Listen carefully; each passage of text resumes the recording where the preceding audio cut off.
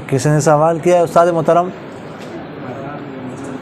बाज़ार की मस्जिद में एक जमात पढ़ने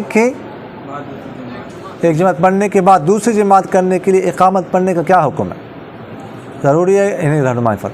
ये मतलब है कि अगर कोई ऐसी मस्जिद है जहाँ पर जो है ना वो इमाम और मुक़्तदी मुतय्यन नहीं है, रास्ते की मस्जिद है, तो वहाँ पर एक जमात हो गई, अब दूसरी जमात उसके बाद बहुत कुछ और लोग हैं दूसरी जमात करने लगे, तो हर जमात के लिए अलग अलग तकबीर कही जाएगी, इकामत कही जाएगी कि नहीं?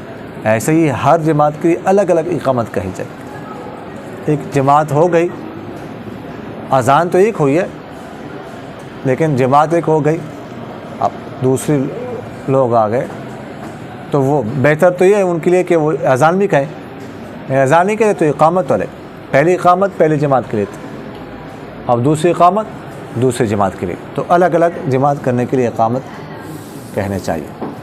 समझ आ गई कि नहीं?